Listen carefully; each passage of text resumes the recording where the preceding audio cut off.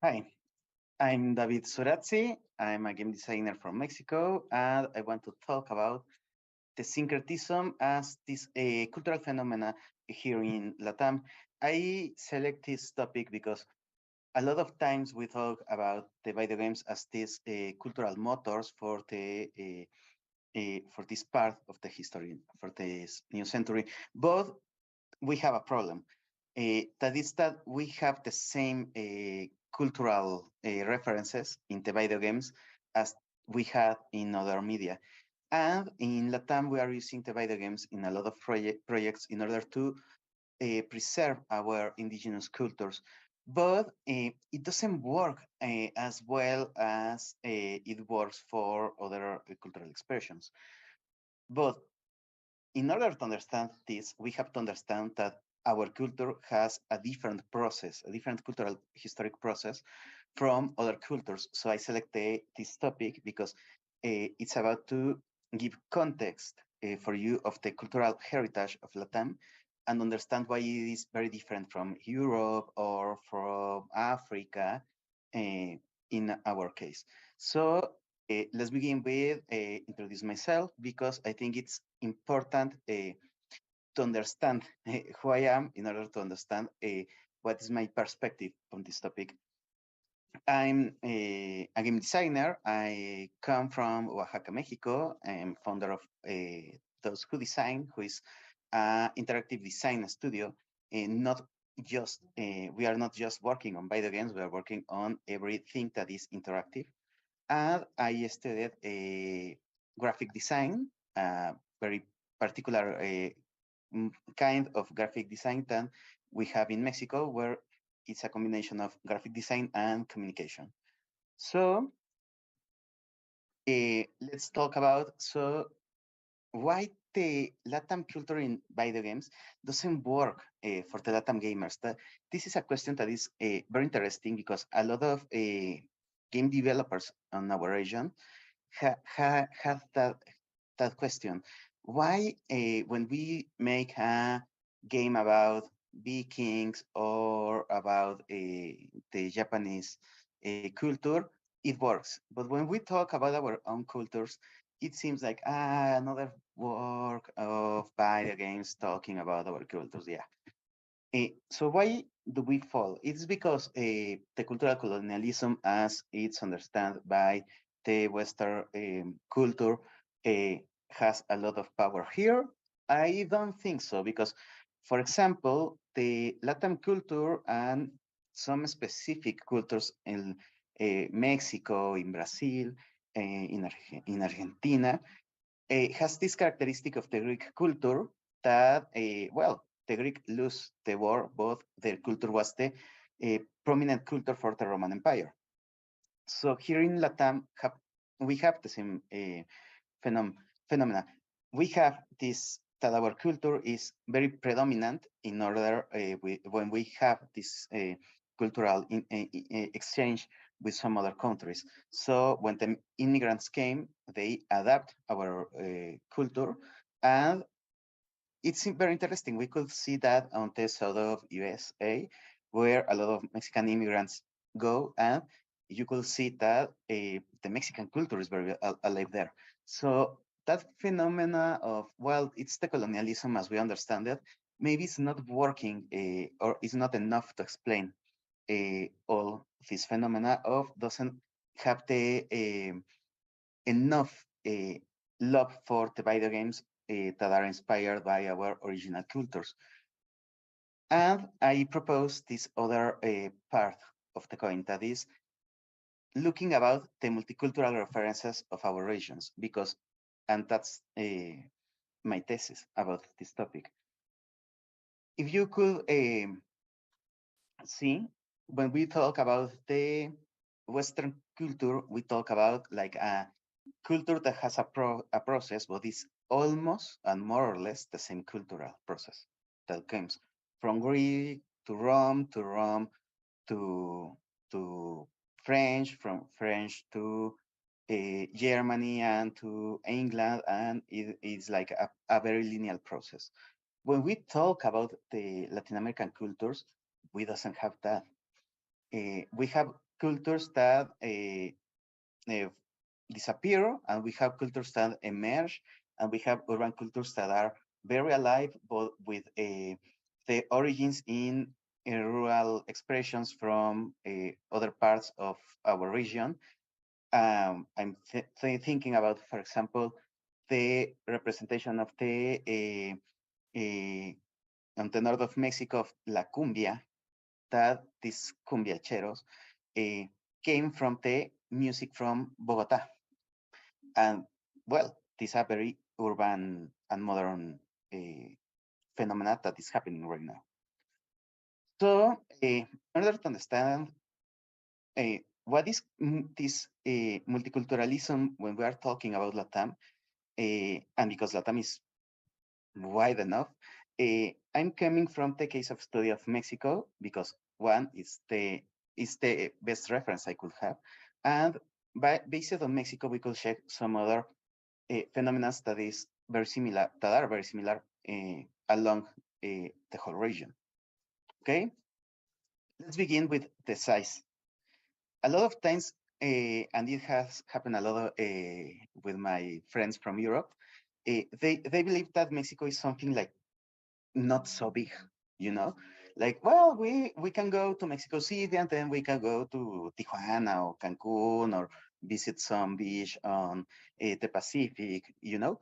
The problem is that Mexico is a great country. If we are talking not in the surface, but we are talking in the distance between points, you could see that going from Tijuana to Cancun, that is the north of Mexico to the south part of Mexico, it's the same that have a travel more or less from Ireland to Greece. So that's the size in linear terms of Mexico. But just extend this to the whole region. Chile is the same large as Mexico. Argentina is bigger than Mexico. Brazil is bigger than Mexico. So just 4 countries on LATAM are more or less the same distance, have more or less the same distance than Europe, from the south of Europe to the north of Europe. That's how big is our region. Another thing that is very interesting is that, well, we could understand that the diversity is wide enough if we are talking about a continent. But if we are talking about a country, how much diversity does we have? Well, just to have an idea, in Mexico we have 68 languages, native languages, plus the Spanish, that will be 69 languages. And we are the second country with more language diversity. The first one is Brazil. Brazil has much more, like 80 languages. And more or less some, I'm thinking about a medium a country like Peru, for example, has like between 40 or 50 native languages. So it means that our countries are made from like a lot of little countries. But how big are these countries? They are very small? Not. In our, just to give a reference, the indigenous people in Mexico that speak a native language are 7 million. 7 million is more population than Norway or Finland. And, you know, those are big countries. So Mexico, it's just in Mexico, we could have another country inside Mexico just for the native language speakers. That's how big is Mexico and how diverse is our region. Another thing about the cultural diversity is that we have a lot of migrations from all over the world.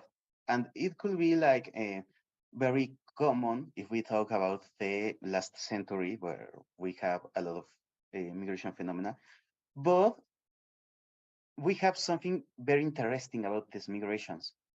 In some other countries, these migrations means have in the same country like different people having their own culture, but they are not very close in a cultural way. The thing in Mexico is that it doesn't work like that. In Mexico and in Latam, we have this syncretism, and the syncretism made a weird phenomena around the social work here in our countries. I get this example from Miguel Cabrera. It was a Mexican painter from the colonial Mexico, like 400 years ago, when he was alive.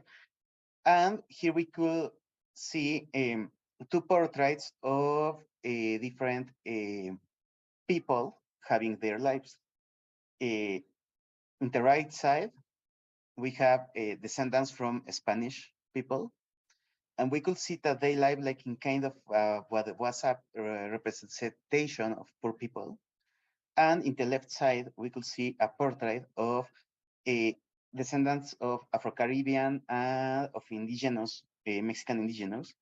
And as we could see, they have like a lot of money. They have a pottery, very Chinese pottery, probably from China. They have colonial clothes, similar to the ones from the European people. And these portraits that Miguel did on that part of the Mexican history was in order to portray the different part of the society in the colonial Mexico. So what is happening when we are talking about syncretism, that maybe we could talk about colonialism as something that has a very racial component and a very identity component on that part of being just racial diversity.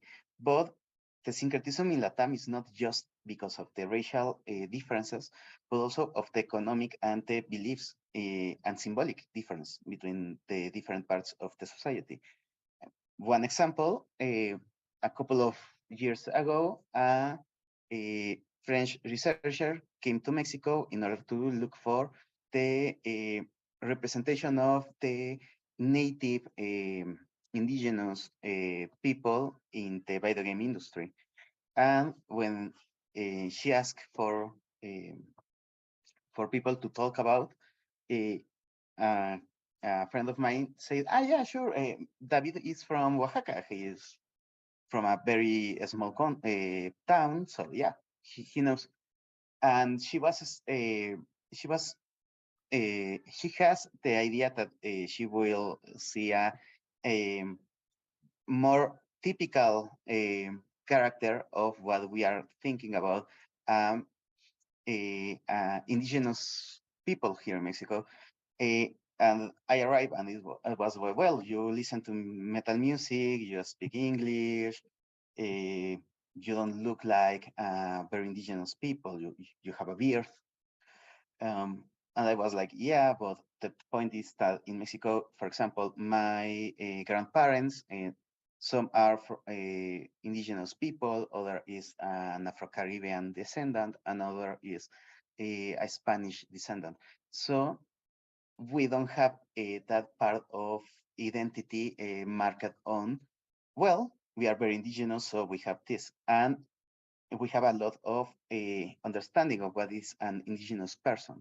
In the north of Mexico, an indigenous person is very different from the ones on the south of Mexico, or on the indigenous person that live here in Mexico City, and they are still talking about their own language. So this creates some very particular conditions. What are these very particular conditions? Happens that the video games here in Mexico, as well as are in all parts of the world, are an industry that is very expensive to go in. So we have this concentration of productions in urban areas with some kind of a good status in an economic way. So these people doesn't, this means that it is not necessary that they understand what they are talking about when they are making portrait of the indigenous Mexico or the Mexico from other parts. They don't know in a deep way. Let's see, for example, this part. I put the example of this new movie with Tenoch Huerta. Tenoch is a great actor from Mexico City. Marvel Studio is a producer house that has a lot of research and a lot of budget to create great experience in terms of representation. And it is very fine. And it works in an historic way very well. The movie is awesome. But I noticed this part that is very interesting. Well, this character is based off the Mayan culture, and on the right side we have the Mayan clothes of the Mayan that live right now in Mexico City. Well, not in Mexico City, in Yucatan, Mexico.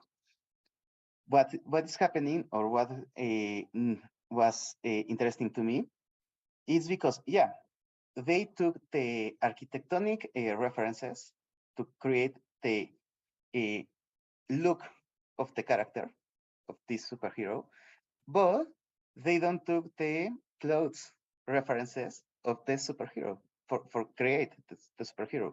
Why? Well, the architectural references are snakes and are very brave and seems very good for what in the Western understand about a warrior. But the original clothes, the clothes that our indigenous people use, are flowers. They love flowers. And I'm pretty sure that, for example, some Asian cultures could understand the same as we, that our wearers, our typical clothes are with flowers and are very part of this royalty of the community. But we have this filter. It is something good. It is not something bad. It's not something that is making anything against our culture. No, no, no. The point is that we took the topic of the Mayans. We took in the media one kind of reference, in the real life, the ones who know the Mayan communities, the ones who has their life with them, doesn't seem that representation on the movies. Why? Because those references are very different from the ones that are in our collective imaginary. So, uh, how could we understand this? Well, in the other hand, it's like if we thought that today's London is something or has something very, very directly referenced with the medieval English knights. I'm pretty sure in London and everybody in England understand the meaning of these English knights, but it's not a direct reference for them. In fact, that's why we don't have any superhero that is like a knight, because the society changes, and that part of the visual references, of symbolic references, change along the time. So we don't have this part of representation based of what we thought in a history process. We have this representation of this population of England with their nowadays references. So Doctor Who is a better references for them. What's happening with the populations here in Latam, not just in Mexico, not just the Mayans? Well, our indigenous and our local populations have their own references right now. I'm pretty sure that they could get much more related with someone who uses their nowadays symbols to get the representation of a hero than a hero that get their symbolic representation, their visual representation from something that happened like 100 years ago. And again, it is not something that is bad, because we're gonna see that it is something necessary to make this process of dialogue easiest for everyone. Let's go to check the Day of the Dead, because the Day of the Dead is something that is very popular and everybody here in Mexico loves it. Everybody outside of Mexico understands it. But there's kind of a myth behind the Day of the Dead. Celebrating of the Day of the Dead is not like that part of the tourism that says that is something very long ago from our pre-Hispanic cultures. Not. The truth is that it comes from the Spanish tradition of the All Saints Eve, that in fact in Spain they make some celebration very similar, not with the imaginary of the dead bodies, but very similar, and the tradition of the indigenous remembering of the dead and the coming of the fall. But I put this image that came very interesting to me, that is this mask that has the duality. It is named this kind of mask, the duality mask. And this is one of a lot that we have found here in the archaeological sites in Mexico. This, uh, this mask in one side represents a live man, just the life as we know it. And in the other side, the first thing that you could reference is, the other side is the dead, and it's that deep meaning about the dead, but it's not about the dead. If you look close, the teeth are not teeth. The teeth is a corn. The point is that because of the artistic representation of the corn was the skulls and the corn in the mouth as a part of the teeth. They did that because they have that kind of poetic representation. For example, Quetzalcoatl, that it was the feathered snake, is a representation, a symbolic representation, an artistic representation of the corn, that you could look at the corn and their leaves look like feathers, and it's long like a snake. So they make that kind of play of that kind of games in the language in order to create like an interesting representation. Um, so this kind of weird art uh, create an interesting imaginary about the dead and the fall, you know, but was not directly about like something like a Day of the Dead. But they create a lot of artistic pieces, very interesting. So in the early 20th century here in Mexico, we had like a civil war, and in that civil war, the government, when it ends, tried to make a new identity for our country, because, as I told you, it was very different. Every part, every region of our country, we didn't share the same language. In some parts of Mexico, they were speaking Mayan, and almost nobody knows Spanish. In other parts of Mexico, they were speaking another languages like Cuicateco, Mazateco. So they don't have a country with a single identity. So they experiment what could we have in order to create this Mexican identity. So they come artists like Diego Rivera, David Alfaro Siqueiros, who create this imaginary that we know as the Mexican moralism. But also, we have a lot of campaigns from the government trying to promote the Day of the Dead, or to promote the Christmas, but like an indigenous Christmas, very weird with Quetzalcoatl, and some kind of very weird experiments. And one of that experiments was the Day of the Dead, and it works. A lot of people accept Day of the Dead as a tradition. But the truth is that today in Mexico, the Day of the Dead that we know is just celebrated in the Mexico City and in some parts of the south of the country. But for example, in the north of Mexico, they don't celebrate that. They don't believe that things. And for them, it's like, yeah, well, it's like kind of Mexican Halloween. But they don't feel anything inside because it's not part of their beliefs. they accept it because, as I told you, like a sign of Mexican identity for the whole country, but it's not something that has centuries or happening. No, it's something that, yeah, it's cool and it's enough for them. Um, so what happened? This imaginary around the Day of the Dead was very easy to translate to other media. For example, we have Tim Burton. We see in Nightmare Before Christmas a lot of this artistic influence from the Mexican artists in the character designs. In Grim Fandango, we see this influence of the Mexican artists in the character design.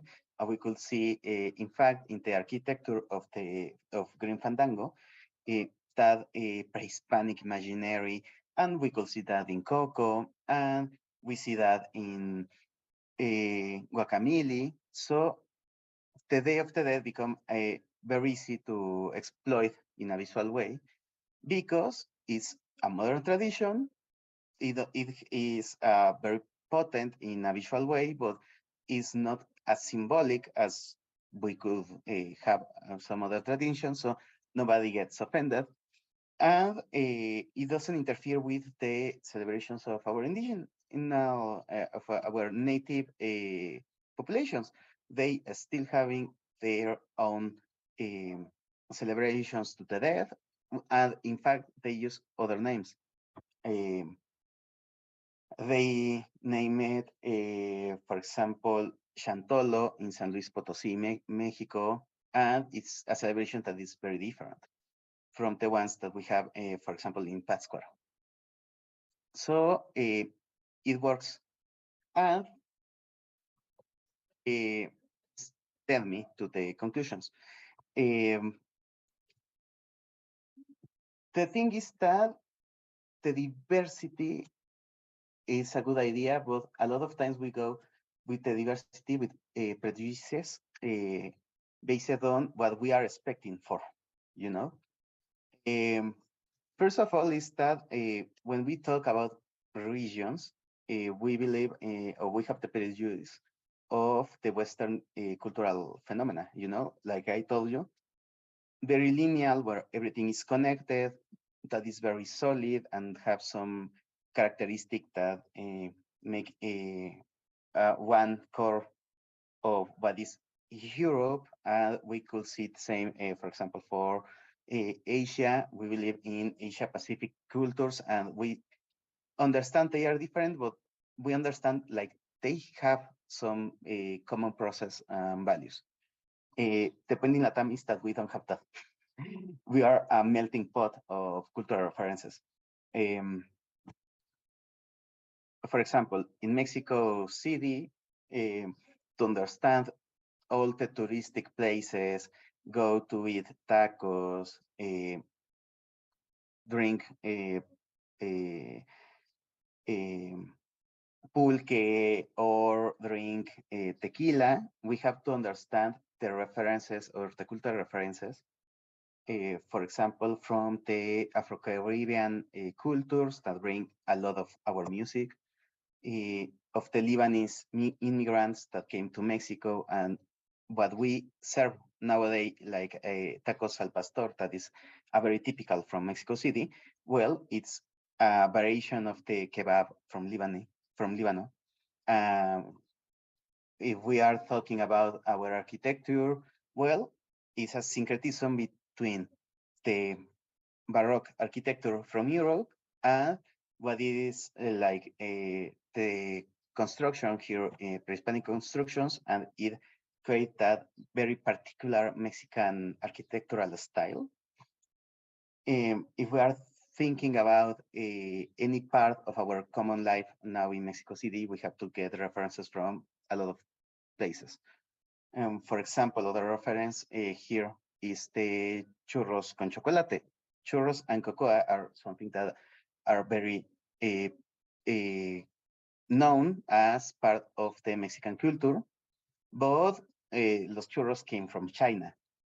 And the way of prepare the cocoa, it's a preparation different, very different from the preparation of our pre-Hispanic ancestors, our pre-Hispanic ancestors, they believed the chocolate was some kind of flavor more similar um, to something salty like a sauce, and the syncretism, the chocolate became something sweet. Um, so we have to understand that in Latam, because the same goes for every country, and that difference in every country. The Amazonian countries, yeah, they all share Amazonian, but they understand, and the cultural references of the Amazonian are very different.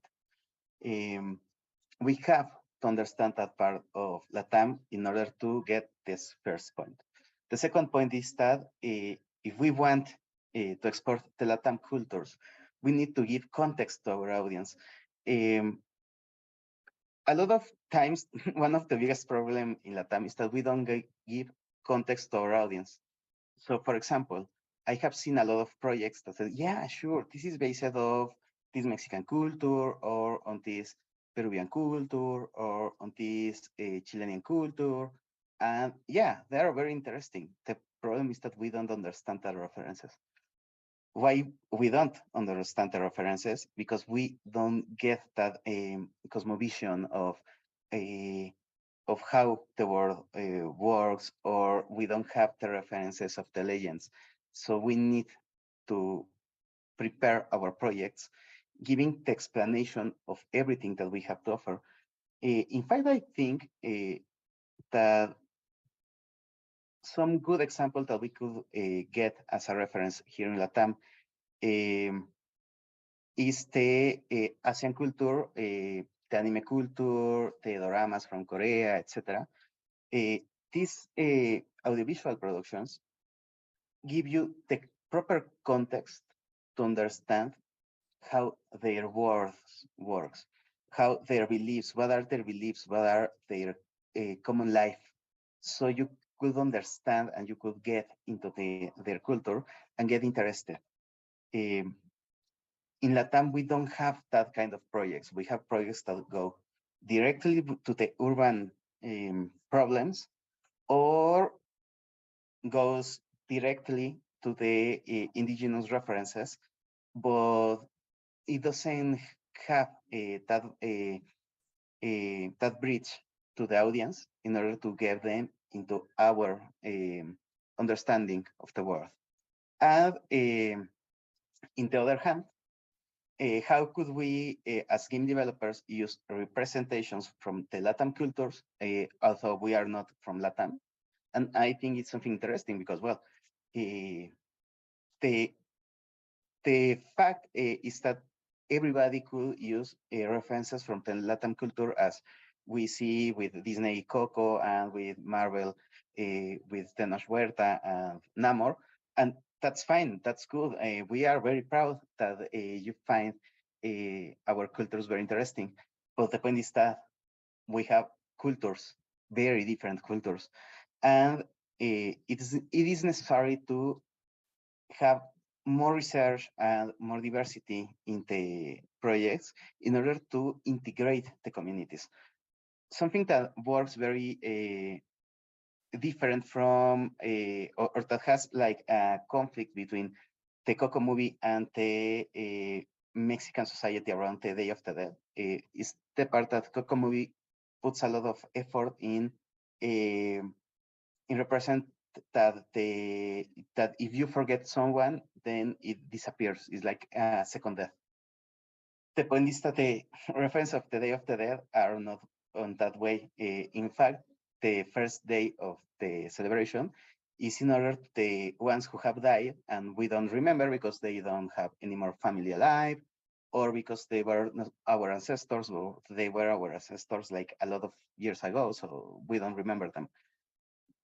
Because it's not we believe like it is very communitary celebration.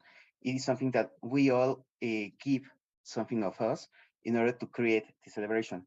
So it has like a little conflict with the deepest meaning of the Day of the Dead, the Coco movie in that part, but it's fine. It's a good representation because in terms of aesthetic, it's very fine.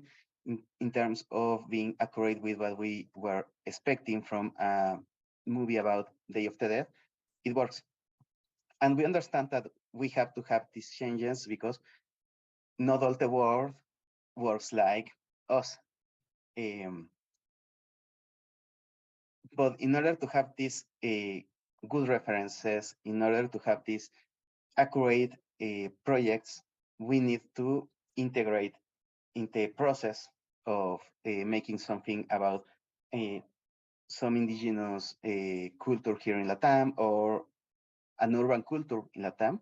We have to integrate that community to our project in order to have the full potential of that project and the full projection of the aesthetics and the correct use of the references. And trust me, we in Latam, we are a very open culture. We don't have that kind um, of very close-minded society. We're very open. The only thing is that a lot of times in the representations, we don't see us. So we are like, well, good, but we don't understand you. And that is the main problem when the people took references from Latam. So it's all for my part. I hope this was like a good first point to talk about how to bring more projects about our region and to bring more projects from our region to the world and help the developers to have a best standard for our projects. If you have any doubts or any stress or want to correct me in anything, because I could have some misunderstandings about the some other countries or about my English language, just let me know. And you can contact me as David Sorazzi. You can Google it and follow me in any social media that you use. Thanks to IGDA for this space and this chance of talk about the syncretisms here in Latam.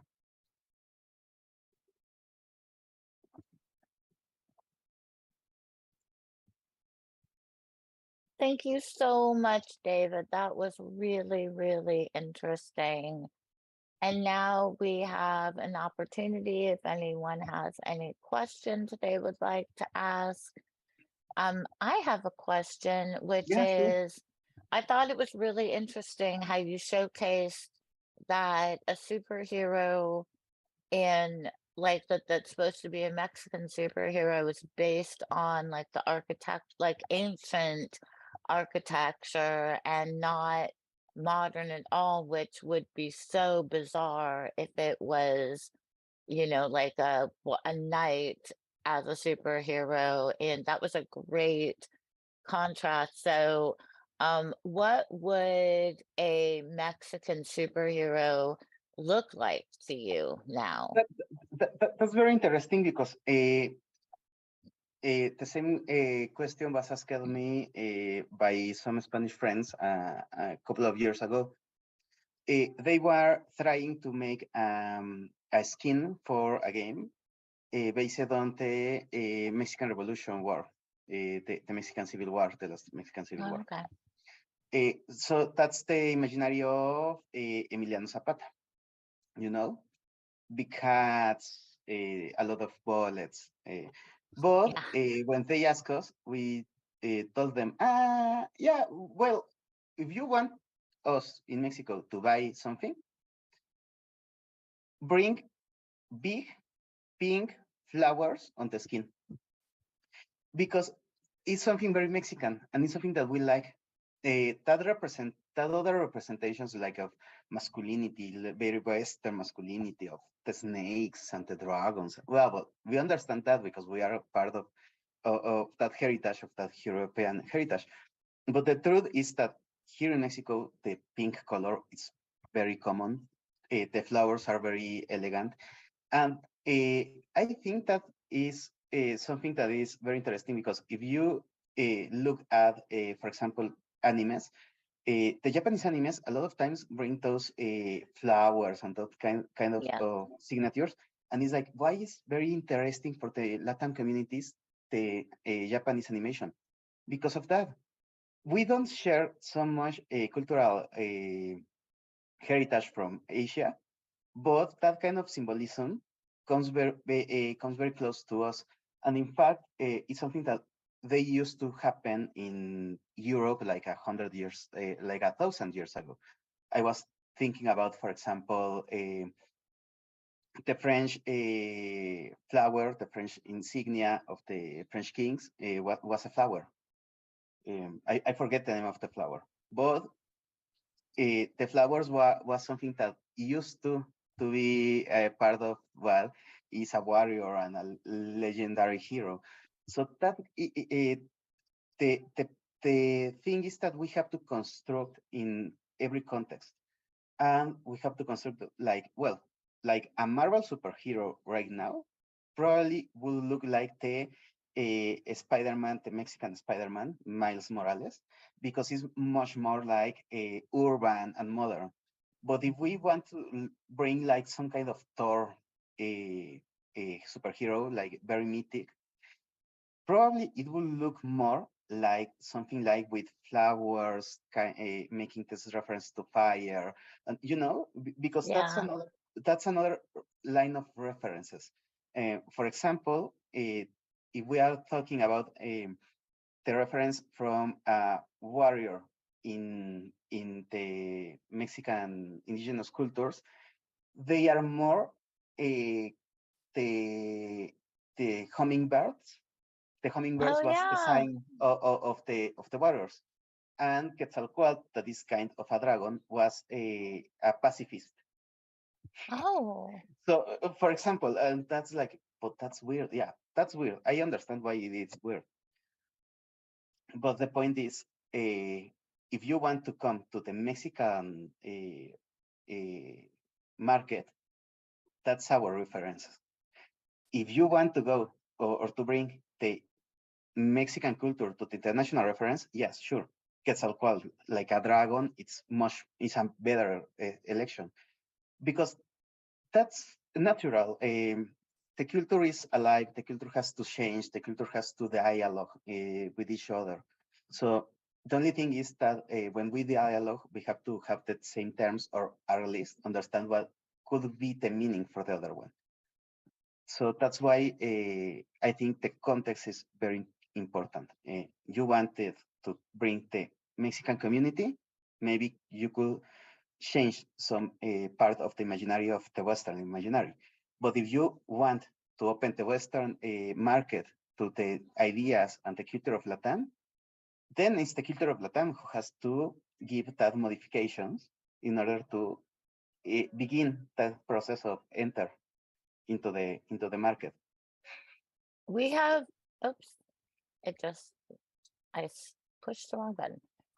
We have a question, which is, do you think there's space for small studios to engage in the same kind of reinterpretation that led to the Day of the Dead that stays clear enough of the original to not encroach, but is relatable?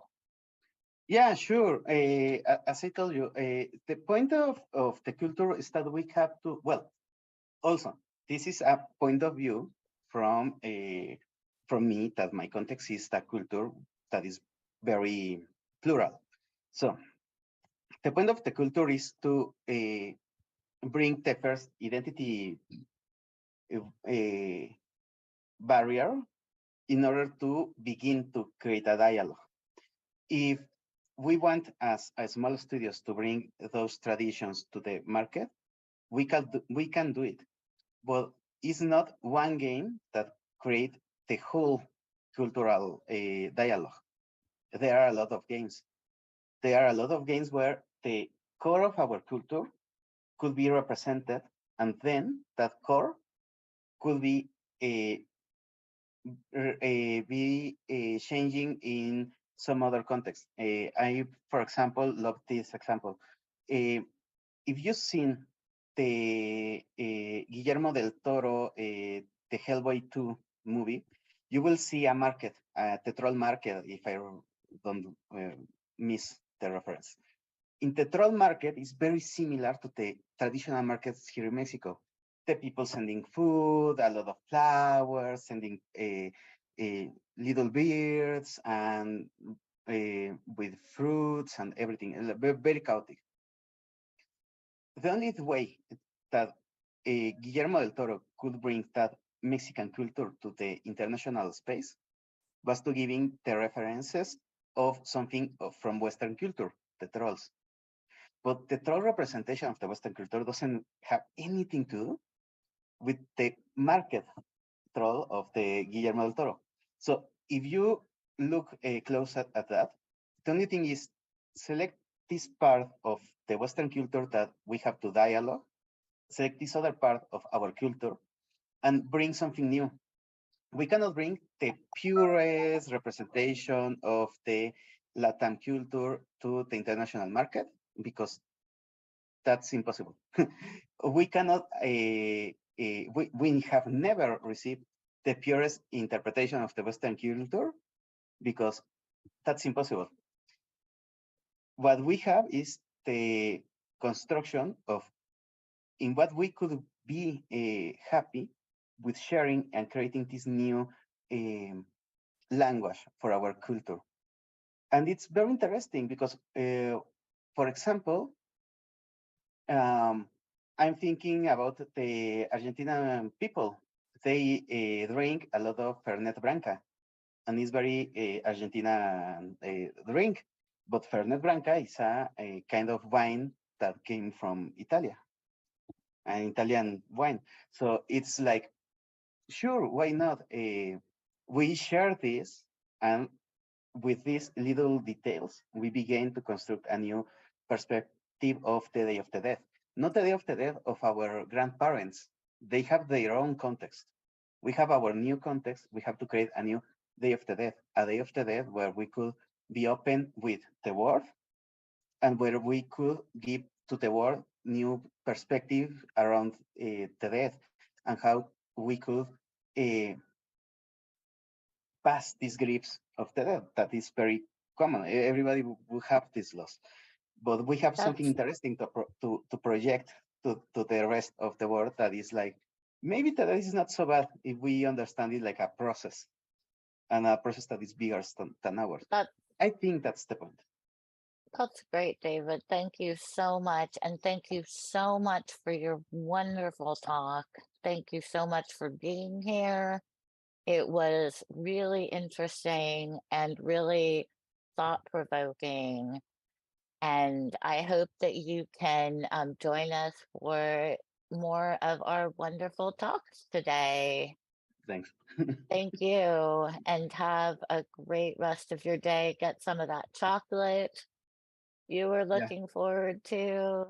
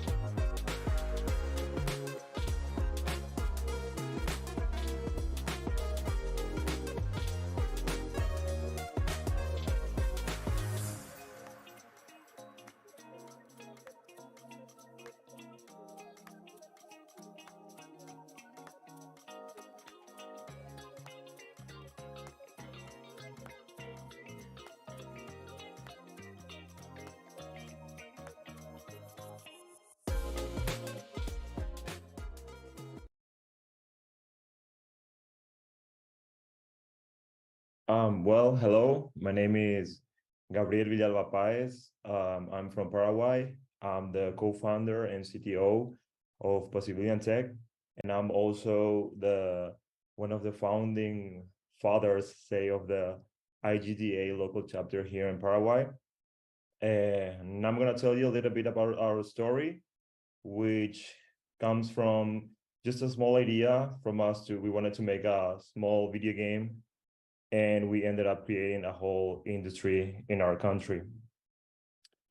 And okay, so basically it all started with an idea that Juan de Urraza had.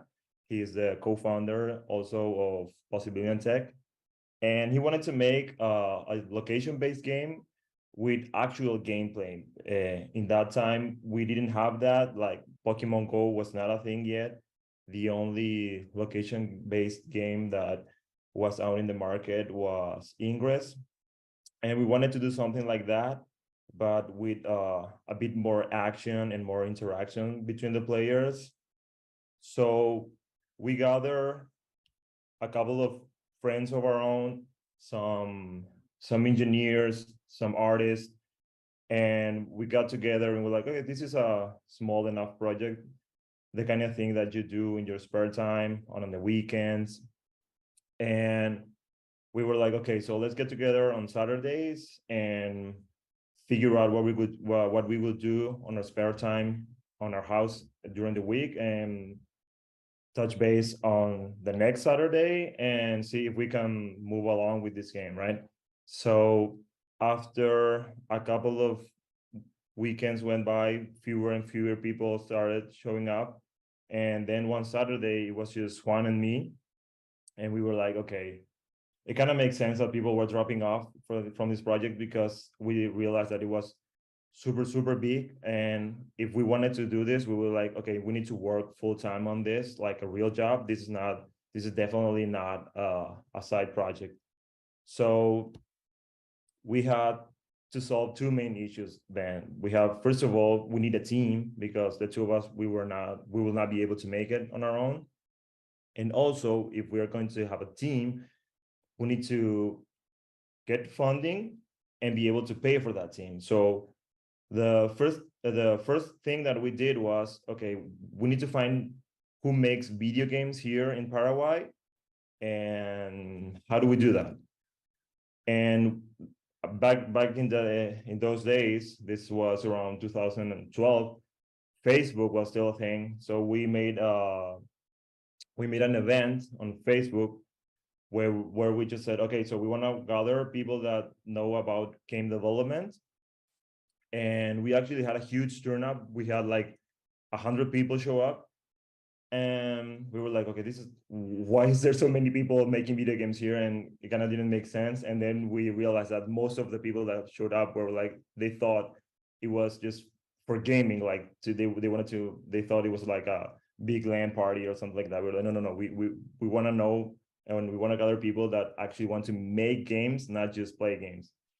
And at the end, we were around 20 guys, and some of them actually managed to make some web browser games and sell them.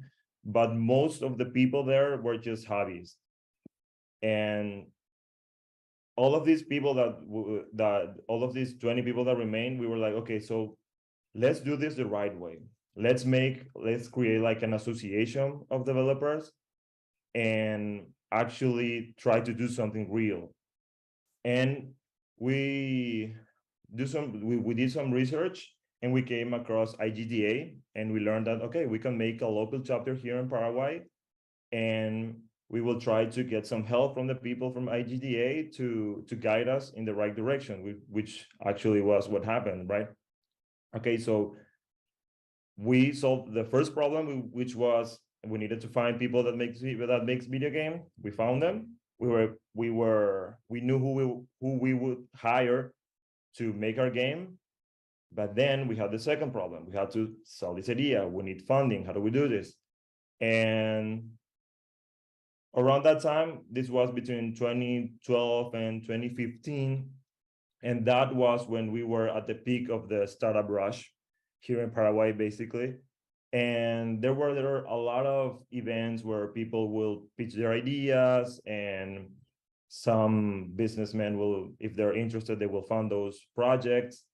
And after around 3 years of knocking doors and showing up to these kind of events and doing and redoing and rewriting our pitch many times, we actually managed to get the funding, and we got the money, we had the team, and we were good to go.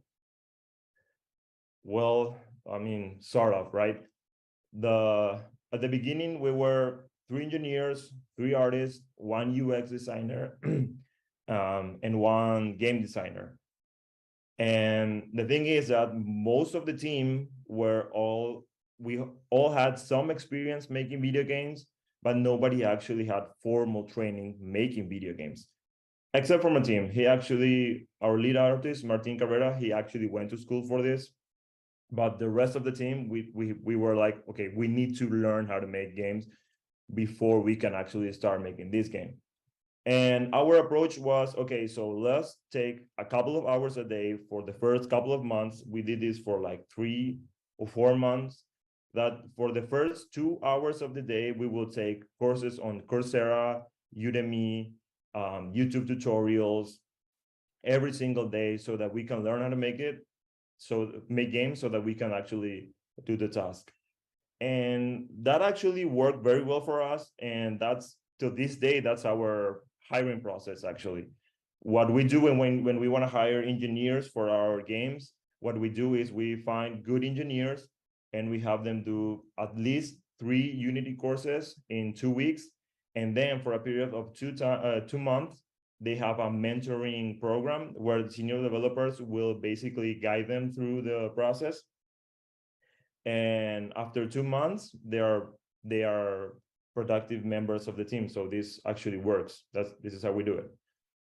Okay, so we had the team, we learned the skills, and we made our game. It was called Factions. And as I say, it's a geolocation-based game. You go around the city, in our game, you hack servers around the city, but for you to hack those servers, you actually have to go into a MOBA style battle. So this is where the actual gameplay comes into play. Okay, so we started making the game, we had our team, but the thing is that we are in a very small country with no tradition of making games or anything like that. So we needed to look for mentors, and we needed to create a network. And there was actually only one way to do this, which was go out. We needed to go to events here in South America at the beginning, and then we went to Europe and also in the US. The first step for us was, like I said, here in South America, we went to the Mixur, which was in Colombia, and in 2017. Then we went to GDC. We also went to Slush and a bunch of other events, so that we could start building our network. And along the process, we also started to show the game in competitions, like in the Indie Prize. This was in Asia back in, I think, 2017 maybe, where we were finalists as best multiplayer game. We were also invited to go to the Next Web in Amsterdam in 2017. We actually won we actually won a couple of awards. This was one of them in the US, the Indie Prize. This was in Seattle, if I remember correctly. Yeah, and that's me without the beer. And also, we got into the radar of Google around that time as well. This was the Google Play Indie Game Festival. We were one of the finalists. We were chosen as one of the best independent studios in Latin America. While all of this was happening, we also were part of the creation of the Latin American Video Games Federation, which is a very important part of basically the history of game development in the whole of Latin America, because one of the big things that we get from this organization is that we get tickets to go to GDC every year, which is super important for every game developer. You need to be there. So that's a huge help for all of us. And from us going to these events and building our network, we managed to be selected to be in 2 acceleration programs, where the first one was the Level Up Accelerator program, which is in Finland. We went there in 2017, and we also got into the Google Indie Games Accelerator program. This was in Singapore, which helped us a lot to advance as a company. And because of that, we made some noise here in the press, and people started to take notice of what we were doing, and also that this was possible, like to have a studio running in our country was possible. So we were able to show the general public that this is actually possible. And another thing that we started doing with the local chapter here, the IGDA Paraguay chapter, is we created an event called Game Dev Paraguay, where we would present to college students and to the general public the opportunities that we have in this industry. And it was very small at the beginning, but for us, the most important part was to be consistent, have it done every single year, and grow the event so that it is actually a bit relevant here in our country. And as the time went by, we actually managed to take it to a bigger stage, and now we even have international speakers. This year we have like 4 international speakers, which we are very proud of. But at the same time, we know that we have a long way to go. Our idea is that someday this event should be as relevant as a big festival in Brazil, or as the EVA event that happens in Argentina. We know we have a long way to go, but we had to start somewhere, and we have to have a goal in mind so that we can build it up every year, so that someday we can actually manage to take it to that level. Okay, so while we were showing this to the general public, people actually noticed that, okay, this is actually real. You can make video games from our country and make a living out of that. And that created another problem, because a lot of students, mostly students, obviously, were like, okay, we want to break into the gaming industry. We want to make games. How do we do it? Like, where do we go to study this? And how do we break into the industry? And we were like, okay, so how do we do this?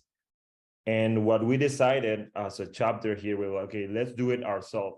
Let's at least create an introductory course and teach this to these kids, and at least they can have like a kickoff of their career, and afterwards they can work in one of the studios that we have here. And with the help of a local university, we created this course, which was to like just an introductory course on game design and a little bit of game development on Unity. And this is where we tapped into our network, because we actually brought some teachers from Uruguay to help us with the course. It's not just in the design of the course, but also they came here for some classes, which was super nice of them. And after that, a lot of the bigger institutions here, they were like, okay, so how can you guys help us develop a program for our universities? And we are actually working on that right now. So this year was the first time that the biggest university here actually had a course on making video games. They are teaching that right now. It's currently ongoing, and some of the teachers there, the professors, are from our local chapter, which is super good. And okay, so in the beginning we were just a few companies, but now We are nine studios in total here in Paraguay. We have 117 professional developers, and we have between 30 and 40 hobbyists. And probably there are more hobbyists, but they're just not aware of the local chapter yet. So we cannot count them. And most of the revenue generated in our industry at the moment is from work for hire projects, and not just actual sale games. But we hope that we are going to turn that around in a couple of years if we continue in the path that we're going. And we have between 1 and 2 PC and console games launched a year. We have between 5 and 7 mobile games launched a year, and the annual revenue is $1.56 million, which is actually kind of nice because we came basically from the bottom. So that's very neat. And another thing that we did was that we understood the importance of building a network and being out there. So now what we do is when we go to these events, it's not just us that we're going, we take in most of the studios with us. And in this picture, you can see that we have representatives from 4 different studios at the Tokyo Game Show that was last month in Tokyo. And so yeah, we also managed to talk with the government, and they actually help us and sponsor these trips, and they are actually starting to believe and see that we can do something like this, that we can create these companies and bring them to the global stage, and they are actually helping us with that right now. But that took all of that was part of the work that we did as a local chapter. We approached the government year after year after year after year, and it took us a couple of years, but we finally convinced them, and they are actually now helping us, and they are actually sponsoring this kind of events. I guess that's it. It actually took way less time than I anticipated. Thank you so much, Gabrielle. That was a really fascinating talk, and truthfully, just so impressive, all the work that you guys did and Thank you. how it all came about. I mean, 2 incubators, um, and how many you mentioned, but I forget. So how many other companies are there now? We have 9 companies. 9 companies. I 9 mean, you companies. went Yeah. from 0 companies Yeah, 0 to 9. Yeah. to 9. That's really impressive. And I'm so grateful that the country is now sponsoring your travels because I know that's such a big deal. Yeah, it is really, it's a big deal for us, and we were always very much aware that we need their help to do this. And because when we talk to other industries here, they always say that you guys are very different in the sense that you guys don't see each other as competition. All of these companies, you guys work together, and that's very impressive. So they understand that, yes, that's because we don't see the local market as our only option. But no, we are always making video games for the entire world. So we are not competing against each other. We are always trying to work together, and we are always telling them that we need to be in this event as a whole delegation, because we see how much the Argentinian, the Argentinian, the Brazilians, the Chileans, they gather, they go together as a whole country, and that is the impact that has is very much different than if you go on your own. So we are trying to slowly but surely build something like that.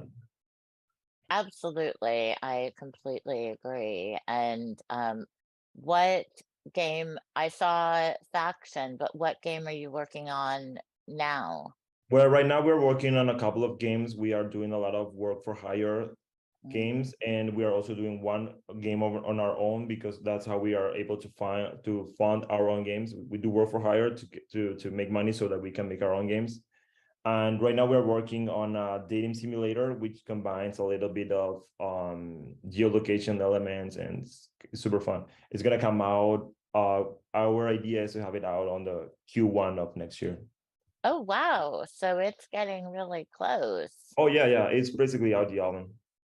That's exciting. I really love that. So if anyone has any questions for Gabrielle, please feel free to ask us now. And I'm sure Gabrielle would be happy to answer Oh, any for sure. questions. I had another question, which is the Latin Federation, the Game Federation. Yeah. And is that most countries in Latin America? Yes. And we have a lot of countries in the Caribbean that are not part of us yet, and we are looking forward for them joining us. But most of the local federations that actually are working on this, they are joining. I cannot give you the exact list because I don't remember and I don't have it at hand right now. But yeah, it's a nice group of countries, yeah, and That's lovely people as really, well. Yeah. I love that not only are you working like within your country with the other studios, but really as a whole region, you're working together with the other studios. Yeah, And that I shows, guess. Yeah, I guess we understand very much the power of collaboration, because we know that if we help each other, we will achieve more. We understand that very well. So that's why we work together, and we are not afraid of doing that. And that is like basically that to us. That's basically it's just normal. Like that's the way to go. Like you don't need to compete. yeah, no, absolutely not. Well, it looks like you did a really thorough presentation because there aren't Okay. any questions. So, thank you very, very much, Gabrielle. This No, was thank you for inviting us. so happy to have you here. Thank you.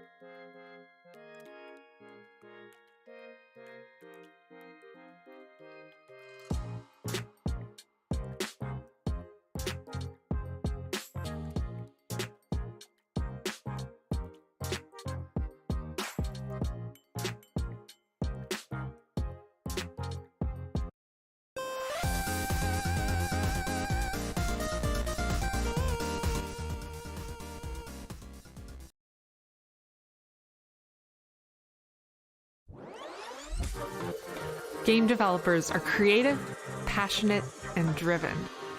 We tackle new technologies and overcome many challenges in the pursuit of our creative vision. At the IGDA, it is our mission to support and empower all game developers around the world. We provide community, mentorship, research, knowledge, and best practices.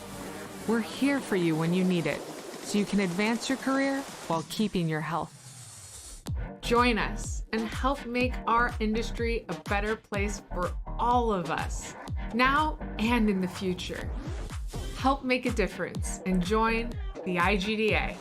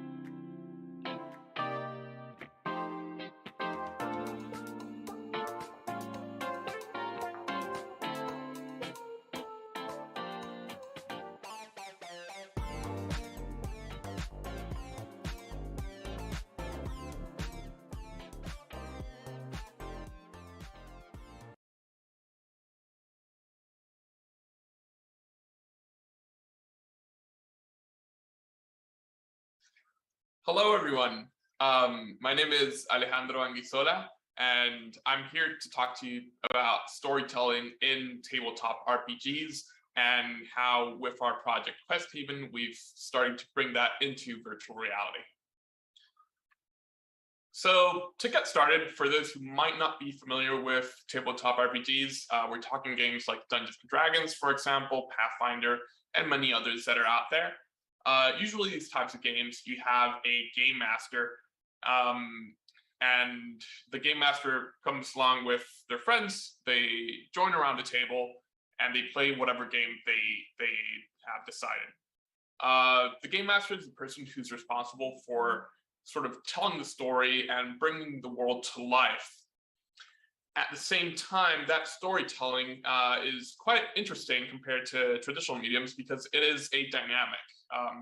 The players are part of the story, or ideally they should be part of the story. Not only the story, but part of the world. That is where player agency comes in. So as a game master, you might have prepared a great campaign, and you have sort of an idea of where you want to take the story. But how you get there is really up to the players. So depending on what you have prepared, you won't necessarily sort of get to the place you want to get the way that you might be imagining, or you might not even get there at all and sort of go to a complete other direction, depending on how much flexibility you allow. In general, it is suggested to allow for more flexibility.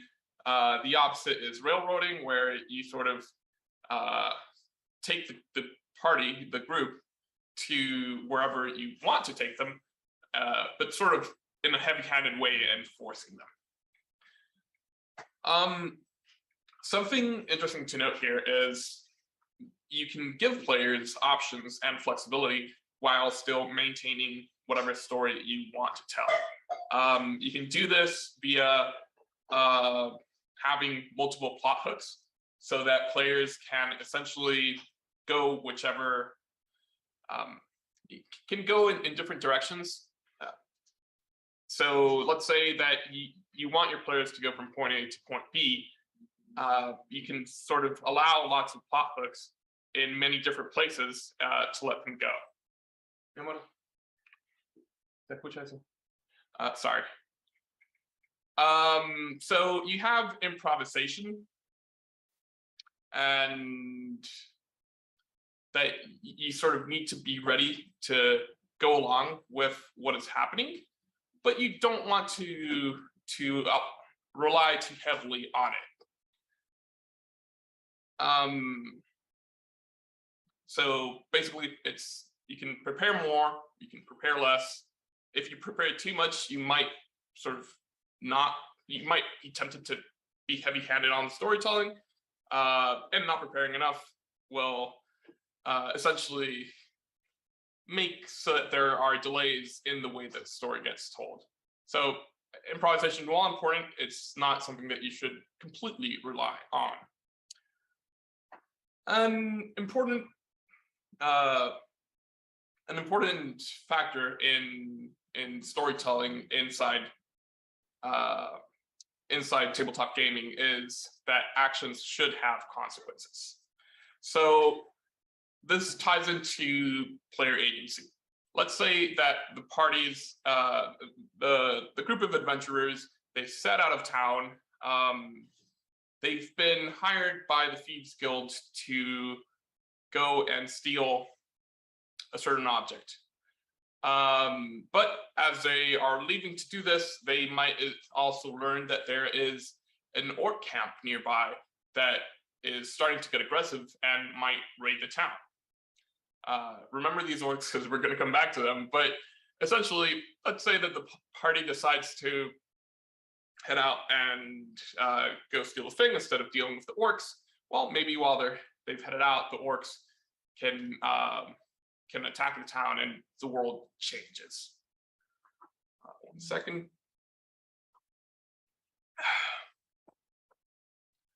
All right, so tying along with the fact that you have that player agency is you can sort of tether the characters of the players to the world through their backstories. So let's say that there is a rogue in your party, and he used to work for a mercenary company, and now maybe he is being hunted by some bounty hunters. Well, how can you place that in? You can have that be an encounter where at some point you sort of find yourselves being hunted by some bounty hunter, or you can have the player be sort of indebted to the bounty hunter and have a quest line sort of pop out from there. These last 2 points, so the spotlight and the listen more, talk less. Essentially, you can just, as the game master, you can decide sort of where you shine the spotlight and what part of the story is getting told. Along with this, you can shine it on your NPCs at key moments if you want to sort of make a little cinematic or make a narrative. But in general, it is advised to shine the spotlight in the players and let them sort of be part of the story and bring the story to life. So that back and forth, as I was mentioning earlier, is something that is beautiful within the medium. All right, so this is a comparison that is made a lot in open world games, particularly in MMOs, but it ties very well with tabletop gaming as well. It is the sandbox versus theme park. So a sandbox MMO, famous one is EVE Online, where there really isn't a set path of things to do, but the economy and the actions and the wars and everything is player driven. So it's just an environment where things happen. And if it was empty and there weren't players in it, well, it wouldn't be much of a game. I'm sure it is. There are things to do, but compared to, for example, the theme park MMOs, World of Warcraft is a heavy example of this, where you go from point A to point B, and from there you go to point C, and maybe you skip D and go to E, and then you come back to D. So it's like there are things to do. There is a set path. You might be able to deviate a little bit from it, but at the end of the day, you are consuming the adventure that has been written out for you. Likewise, in tabletop games, it's great if you have, in general, it's suggested to have more of a sandbox environment, but it is good to have a few theme park elements to it so that while the players can do whatever they want to do in this world of infinite possibilities, the fact of the matter is, if you suggest a few activities for the players to do, it's going to be all the more enjoyable for them. All right, so I'm going to show a brief video about QuestHaven. QuestHaven is the project we are working on, and it is a world builder and virtual tabletop for playing on PC and also within virtual reality. So here's the video. Oh, sorry, lower the audio.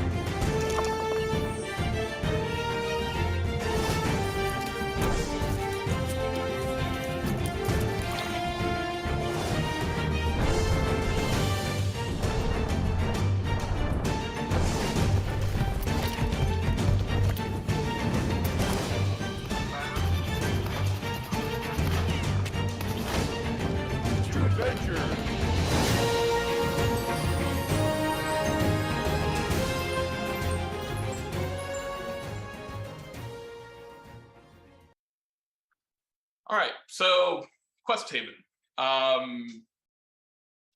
what we are building is, as I mentioned, it's a world builder. It's a set of tools. We've gone with a very rule agnostic approach, where we're trying to allow players as much flexibility as possible within it. And this sort of has bled over into our world building tools as well. So when world building, you can build a world in such ways that you can facilitate the stories for the players. So let's say you have a main plot, be it, as we were saying earlier, or let's give a new example. Let's go with a cliche. The main plot is saving the princess from the evil wizard at the tower. And you want to save the princess, but when you head out to save the princess, maybe there are things that happen. And maybe it's not just a 1 hour adventure to go save the princess. It takes you multiple sessions because things keep happening. And the goal where the players are heading to sort of keeps moving further along. There are also these other, you could call them side quests, even though that might be a stretch. But there are things that happen in between that are what really tell the story more than what the objective is. Within this is the fact that the world is evolving, it's ever changing, assuming that when the players take actions, it has consequences, then the world is going to change due to those actions. I'll show that example in a little bit, but yeah, I'll show that in a little bit. But in general, one thing that we are very happy and excited about within QuestHaven is the fact that we are giving the players the ability to make large maps. And what is great about that isn't just that you can make larger maps, but that you can fit in more things and more either plot hooks or event triggers into those maps. This is something that I like to call sprinkling, where you're sort of dropping little bits of adventure into different points. So here's an example of one of our larger maps. As you can see here, point 1, we're at a lookout tower from which we can see a fort that would be over here, and these pillars of smoke to the right. When you get to the pillars of smoke, you can tell that there has been a gruesome battle here, and something has happened. Players might have to investigate what that is. And in point 2, we can see this town. All right, I'll bring in the pointer.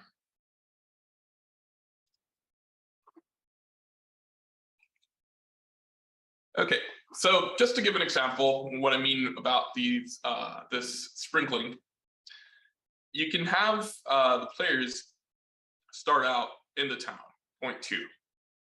And from here, they, with the example that I gave earlier, they might be heading to this area to steal something from the thieves. For the Thieves Guild. As they're heading out, maybe there is something in this area of interest. There's a farm over here. There might be something, they might get approached by someone telling them that someone from the farm has been kidnapped. There's a windmill. And there are many areas in general. As they head out, they get to this crossroads. And from this crossroads, they can see the smoke over here. So from here, they've been told that the orcs are in the area. They've been told that there's kidnapping. They see smoke, something is happening. And the players can decide either to go steal the object or go investigate what's going on, because this might be important. From here, they get to this point, they see a rickety bridge, they can try crossing it. It might be dangerous, and they might need to make some skill checks to make sure that they don't fall off from the rickety bridge, or they can take this other path. So they get here, and maybe in this swamp area, you have the orc camp. And if they come this direction, they deal with the orcs. If they come this other direction, they might spot an orc who runs away into this direction. And from here, after they deal with the orcs or decide not to deal with the orcs, they can choose, if they come this way or if they come this way. They might see this tower, or they might want to go directly to the smoke. Let's assume that they go to the smoke. Well, now they find out, oh, there was a big battle here. Or they go to the tower, and from the tower, they told like, oh yeah, that smoke over there, it's a battle, it's already been gone. No need to go over there. Why don't we head in this direction, because something has happened and you want to go explore this dungeon in the caves. In the same way, they come here, they might go this way. Or once again, if they went to steal whatever the Thieves Guild had told them and not dealt with the orcs, maybe the thief ran away. I mean, maybe the thing that they're trying to steal, the person who has it runs away in this direction, and you get the players, even though you've given them options, you've sort of led them to 1, 2, or 3 different points of interest where things can happen depending on how the party decides to approach. So they might be able to ambush, or they might get ambushed, or they might just decide to not deal with the problem. For some reason, the party is, you never know what the players are going to do. They might just decide, you know what, I don't want to deal with the orcs, I don't want to steal a thing, I want to chase a boar in this direction, and they find out that there is a house by the river here, and there might be something interesting there. Or they dealt with the dungeon, and they leave by boat, come all the way back here, they see that there is this house here, and they continue their way back to town into the port. What I'm getting with this, and I mean, I feel like the example has been made, but essentially it's sprinkling all these little bits of adventure, either plot hooks or event hooks, where the player the players can engage with them, and having these areas makes the world feel more close to life. They're back at the town. Let's say that they didn't choose to deal with the orcs. Well, guess what? The orcs came into town and they broke the walls and they raided the blacksmith. So that is the example where now you can set a few fires into the world, and the town is on fire and it's chaos, and having these tools in there to sort of represent it can be really, really helpful.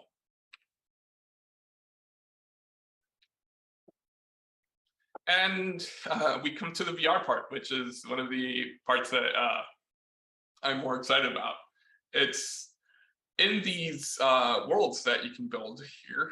You can be in there with your friends, and you can also take control of the figure and become the figure. So something really nice about VR is that you sort of get a sense of presence as you would around the table. So like being in a space with the rest of your party feels good. You get the sense of immersion when you take control of your character. You change your perspective. So now all of a sudden, it's not just that you've changed your perspective, you've changed the scale that you're looking things at.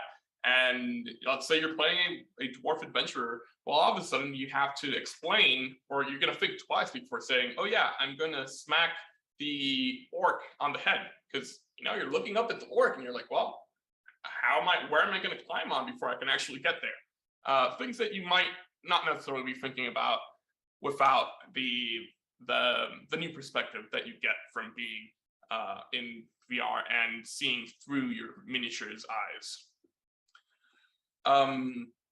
This immersion is also great for role-playing. It's not just combat, but just in general, being inside a character and being able to wave at at other party members. It's great for things like being around the campfire party, or just role-playing a traditional encounter with a merchant where you're negotiating, like, oh yeah, I want to buy this, I want to sell this other thing.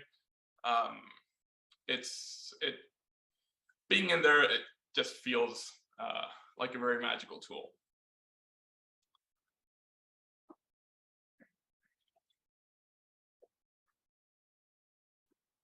All right, well, that sort of covers most what I want to talk about: world building and storytelling within, tabletops and in virtual reality.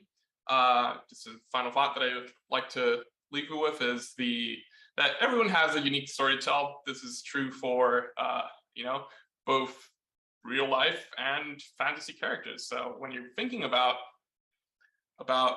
characters, it's like, well, try to create empathy to the characters that you're going to write or tell about. So thank you. Thank I believe you there's so Q&A. Thank you so much, Alejandro. That was such a great discovery of the Quest Haven game and also RPGs and tabletop moving into virtual reality. So is Quest Haven turn-based? It's really a sandbox. There are no rules that come along with it, so there's like nothing to enforce the turns. It's more of we're sort of giving the players the table and the environment for them to come together as they would around a table, without being limited to a table. Because as you saw, you can make this huge things Right. and have things flying around. When you drop the flying dragon, it won't fall due to gravity. That's awesome. Yeah, I thought I loved the perspective of being outside the map as a person or being inside as your character. And you're right, it totally changes your perspective on what it is that you might decide to do based on how big that orc is, because you don't want to be squished by Pretty much. The first time I pressed a button like to be in front of a dragon and see it from first person, it's like, oh wow, this thing is huge, yeah, and just it really adds a lot to the role-playing elements. There is the argument for the theater of the mind, which is great, and there are things where you can sort of go into the theater of the mind as well. And then there's other moments where you might have these visual references that can help you get those creative juices flowing. can you explain the theater of the mind? Yeah. So the theater of the mind is, in general, when you have someone's is describing the scene and you're envisioning it in your head, right? So you don't use visual references as much. It's more of people are talking, and by not having visuals, you can sort of imagine things better. There is, however, I believe it's 10 to 15% of the population who just don't have the ability to do this. So that is something important to keep in mind for your players as well. And it's just a really great riff on, where to bring your group together, a different canvas to explore RPGs, and through your own storytelling, I love the idea that as the dungeon master, I can create, these 3 different kind of hotspots that I'm trying to get my party to travel to, but then also have some, secondary areas that are, and it can all be in this one space. It's not like we're on my kitchen table and it's limited by Mhm. the amount of space that are actually available there. Yeah, and something great, like for example, that cave that I give the example of, right? When you get there, it's the entrance to a dungeon. So now you switch out and you have a different map. Another great thing that I've experienced is after I at one point I was tossing minis around just to check the physics that everything was working. Thought to myself, oh, I'm so glad I don't have to pick these up. Exactly. Yeah, it's really fascinating. So thank you so much. We don't have any questions in the chat, but people are really excited about your talk and talk about the fact that characters are so central to RPGs, and how this is so character based, which is brilliant. So thank you. All right. Well, thank you so much for having me on. It's great being here.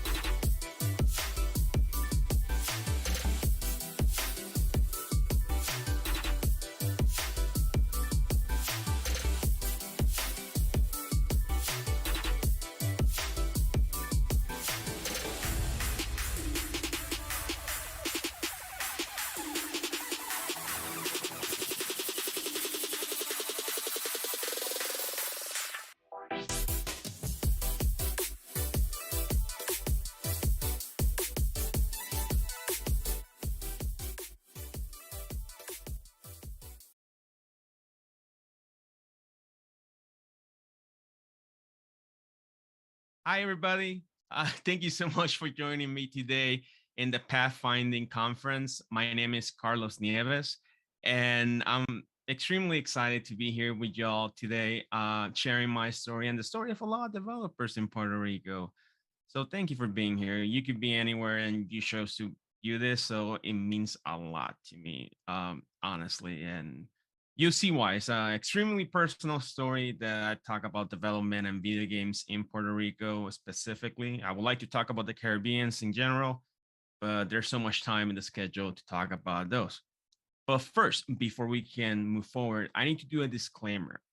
For me, the Pathfinding Conference is about celebrating our success, our history, our culture, and our stories, and overall positivity. There might be a little bit of a trigger warning because I'm going to be touching on topics that are very recent and they're very, triggering to a lot of people in Puerto Rico and also Latinos in general, because I'm going to be talking about the history and culture of Puerto Rico and how we ended up as we are today and how that affects game development per se. So in that aspect, I'm just trying to, well, you could say the purpose of this conference is I really want to establish diversity and inclusion by creating awareness of the situation that we're living through in Puerto Rico right now. So if you can indulge me, please stay with me for the next hopefully 50 minutes and I'll go over everything that I have to say. And at the end, I'll answer any questions that you guys have. All right. So a little bit about myself first. I say my name is Carlos Nieves. I'm a developer from Puerto Rico originally. Now I'm located in Austin, Texas. What can I say about myself? I grew up in Puerto Rico most of my life, even though I have family members in the United States. And I grew up very humble. Like we say in Spanish, clase media pobre. And that's by one of my favorite artists, Calle 13. So it translates to poor middle class. I'm a son of a teacher. And from an early age, I was taught to value education, cultural history, and just knowledge. I was I was forced to respect it overall. And because we were poor growing up, and to this day, economically, we have moved forward in life in my family, but we still struggle. I never had the money to buy video games or buy consoles until I got my very first job. So a lot of the games that I played when I was growing up, they were based on hand-me-down consoles from other kids in the neighborhood or from my older cousins that they would just finish with their stuff. They would upgrade to the next console, and I would get those games and I would get that console for free. That's how I fell in love with video games. You know, and for me, Puerto Rico is a beautiful tapestry of culture. Puerto Rico has three main roots: Taino, African slave, and the Spanish. And that's the root that forms and binds us together. We have some of the greatest culture in the world, and specific in Latin America due to those three roots. We have amazing food, great music, some of the best classical and literature work of arts that you can find anywhere in the Caribbean and for that fact in the world. And this is a quick example of what we got in Puerto Rico. Like you can see the clear influence that we got with the vejigante, la bomba, la plena, the African culture. We got the indigenous, and we also got drums right there. But at the same time, you have photos there of slavery and Juan Ponce de Leon, because that's something that we need to address right off the bat. Puerto Rico, like a lot of historians say, we're the bastards of the Spanish. When Juan Ponce de Leon came here, he literally wiped out the indigenous people, and then he brought over the slave to cut sugarcane, our major export at the time. So that's where, honestly, our history begins overall as a culture. And these are some of the cool video games that I fell in love when I was with my cousins playing and learning all my history and just chilling. Not might be a little bit older to some generation, but the reason why I'm so grateful to video games overall is that through the hard times. They've always been there for me. And they also taught me how to pretty much self-taught the English language and also how to pronounce it. And I'm very grateful to that. I'm very grateful to comic books. I'm very grateful to books and American movies. Right? So all those things that I mentioned pretty much guided me to choose a career in game development. My love for history, my love for Puerto Rico, all those stuff influenced my decision to first be part of the University of Puerto Rico, the UPR.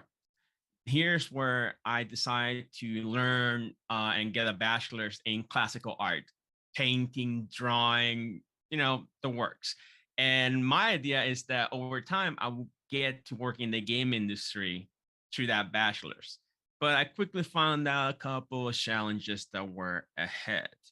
And in that response, I moved to my second university, Atlantic College. This, at the time in 2008, when I joined, was the only university that offers somewhat of a bachelor's in game design and game art. Nowadays, there's a couple other universities and institutes that do offer this knowledge, but 2008, that was pretty much it. And I joined the university specifically for two major goals. First, I wanted to be the first male to graduate college. Before me, none of the male members have ever graduated from college, so I felt the need to prove myself. And second, I love games. I want to learn how to make them. So my overall goal was, hey, get a job in a AAA industry, get that knowledge, and then come back and help people. Again, like in my inception when I was growing up, I was taught all that and helping others. So for me, what greater honor would be to come back and help those in need or guide the next generation.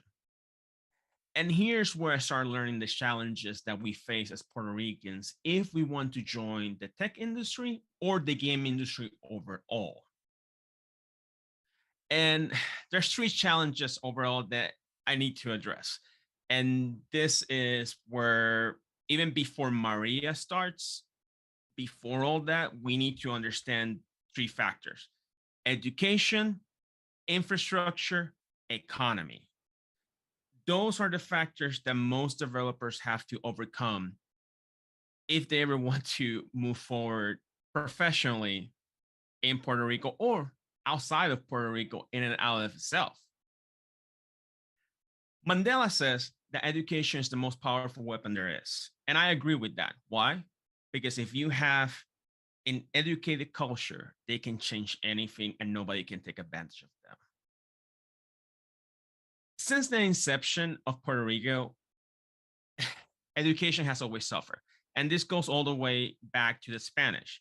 The Spanish really didn't have an education system for us. And after the Spanish-American War is when we first started getting the first schools in Puerto Rico because of the occupation of the United States.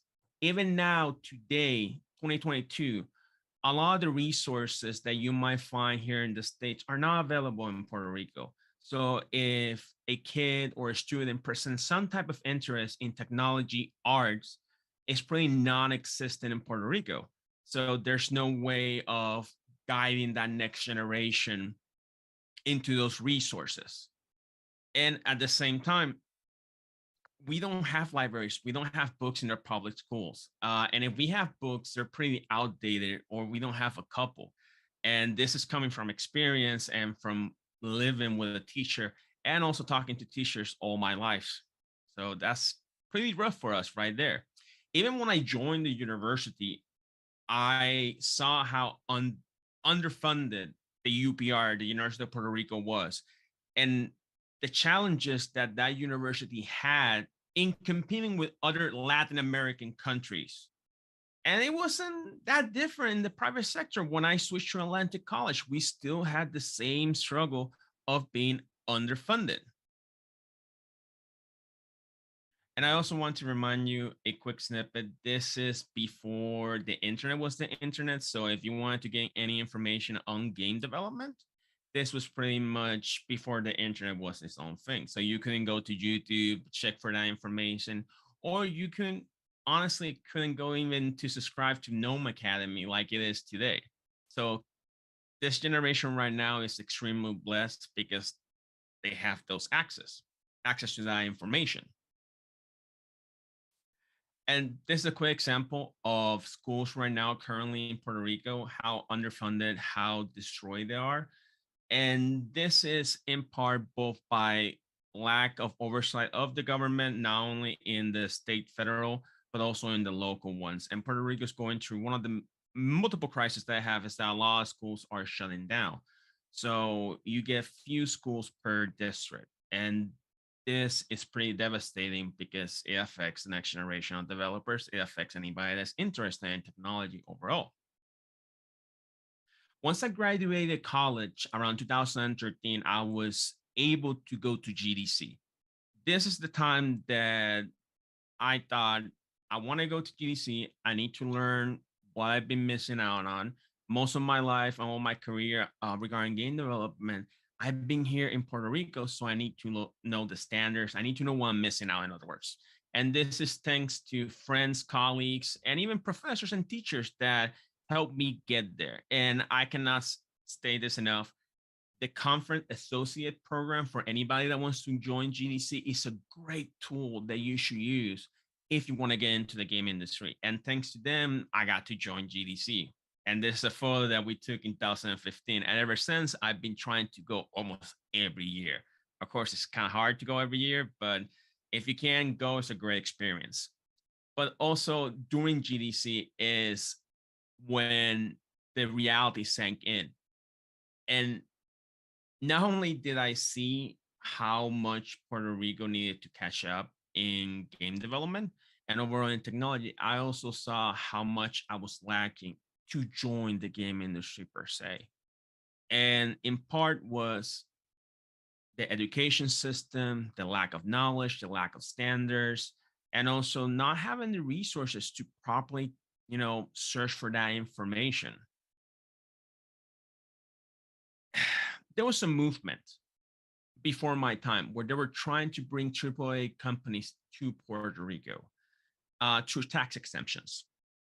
This wasn't that successful. And one of the reasons why it wasn't successful is because it doesn't matter how many tax exemptions you give a company or what type of tax exemption you give them. If the talent pool or the workforce that you have is not properly trained or is lacking in critical areas, it's not enough of an incentive for AAA developers or even AA developers to establish base in Puerto Rico. Sadly, this fact was lost on a lot of us, and I include myself at the time because I was still learning a lot of this. And it's pretty sad because a lot of people that could have done something in the private and the public sector really didn't do anything, or they didn't have tools or the resources to do something about it. And this also goes historically. Puerto Rico has always looked outside of itself for help in solving a lot of its problems. And like I mentioned before, this comes again by the colonization of the Spanish and the occupation of the Americans.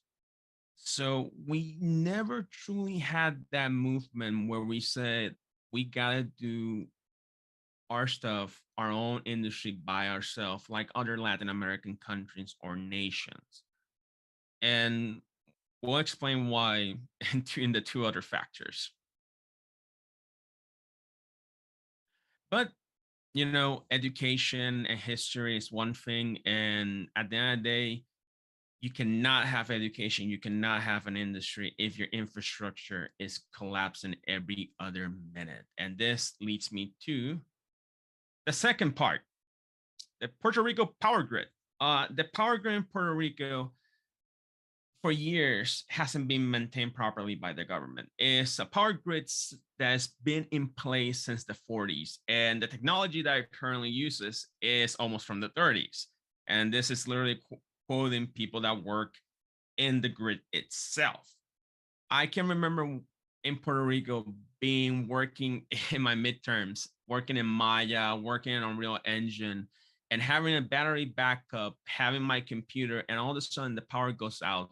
My computer, the battery backup, it all gets fried. It didn't matter what you plug into that outlet. If there was a power outage, everything was going to die. This added an unnecessary roadblock to a lot of us trying to study and trying to move forward just because we're paying because of the negligence of our government, which, like I mentioned, didn't maintain the electrical grid. And if you want to have an industry that is based on technology, you better have a power grid that can withstand, that can last, because we rely on electricity to do our work, the same as we rely on the internet to do our work. And even in 2003, having a stable internet connection and a power grid that wouldn't go out every other minute was a luxury. And this is 2013. It's only been getting worse ever since. And with the electrical grid and the education being the state that it is, this leads us to the economy, the third factor that affects us. Puerto Rico is poorer than the poorest state in the United States. 45% of the population lives below the poverty line. My experience as a developer doing indie games so I can move forward in my career really has to tell a lot about toxic environment. Why? Because the few jobs that we call so-called industry jobs in Puerto Rico took advantage of not having proper regulation or standards like other countries or even the United States itself. And a lot of developers and still developers there are kind of abused in the sense that they're working long hours, they're not getting proper pay. And at the end of the day, a lot of creators, developers have to take those jobs if they want to move forward. Because the only other job that you can find in Puerto Rico currently, because of the circumstances I face, is a minimum wage job. You can't have that minimum wage job if you want to move over your career. So you got to take what you have. And what little money you have goes back to the equipment that got destroyed by the power grid or you had to fix. And it's extremely expensive. I don't know if any of you have gone to Puerto Rico, but stuff there costs more. Not only because of the tax, but because of the Jones Act, because of laws that the United States of America imposed on Puerto Rico. So we couldn't establish our own economic wealth and we couldn't declare independence. Those acts still to this day drag Puerto Rico down as a major factor why a lot of us can't even afford to study or even join industries or take time to learn new skills. And I had to give a shout out to De La Nada. It's a great comic book artist. She's amazing, and most of her cartoons are political. And I always love to give a shout out reference because I just get a laugh of the realism in her drawings, and that's why I chose those images specifically here. So when you're a Puerto Rican and you're faced with the struggle of education, infrastructure, and economy, then you're forced to make a decision. And this is a decision that a lot of us don't want to do because we're being pushed outside of Puerto Rico if we want to prosper. And what's happening right now is that you're having a mass influx of talent and really talented developers, talented Puerto Rican developers. They're leaving the island because they need to move forward. And a lot of them are not doing it because they want to, but because they need to. Puerto Rico, in my opinion, is a third world country funded by the federal government. You know, you can say what you want, but the mismanagement by both our local and state government has really destroyed a lot of potential that we already had in the island. And I don't blame any of my friends for living Puerto Rico or choosing to leave Puerto Rico. Even I myself, I was forced to make that decision. You know, success in Puerto Rico not only takes longer, costs more, requires twice the effort, the reward is less. So when you calculate all the things that are against you and you say, well, either I have a family or I got to eat or I need healthcare, the decision becomes pretty clear. When I was in this stage, because every single Puerto Rican developer faces this at one time or another, and when I faced it, me, friends of mine, teachers, we banded together and we formed the first IGDA chapter in Puerto Rico. I think it was the second. I still haven't got clarity around that time, but we formed the chapters in hope that we can unite all developers that were around the island that were doing their own stuff, so we can create somewhat of a community so we can work together. We actually went as far as to join the Puerto Rico Industrial Development Company, PERCO, as consultant. So we can help the government and we can help the private sector and consult them on the right decisions to make if we really wanted to fund this industry. Because like I mentioned before, nobody's going to come to save us except ourselves. We got to do this on our own. But sadly, if you don't really tackle education, infrastructure, and then affects the economy, a lot of the efforts that you do, they're not worth it because the bad overcomes any good that you did at that point in Puerto Rico and to some extent even now. And it's pretty sad because even if before Maria you wanted to join the industry as a Latino, Hispanic, not even including Puerto Rico, it's extremely hard because the game industry is an industry that's primarily dominated by North American, Japanese, and European studios. So if you were anywhere else and you wanted to join, it was already hard.